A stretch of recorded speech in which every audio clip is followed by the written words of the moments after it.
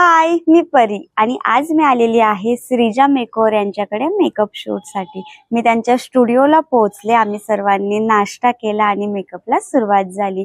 त्या मॅमने एक कन्सेप्ट ठरवली होती, त्यानुसार त्यांना साडी मिळाली नाही, तर त्यांनी सगळे शॉप पाहिले तरीही मिळाली नाही। मग त्यांनी डायरेक्टली ही साडी विकत आणली येवला पैठणीमधनं। म्हणजे मला त्यांची जिद्द खूप आवडली की एखादी गोष्ट जर ठरवली ना तर ती त्यानुसार झालीच पाहिजे। आणि मी पण तशीच आहे, मला जर एखादी गोष्ट हवी असेल ना तर ती मला पाहिजेच असते आणि मी ती मिळवतेच।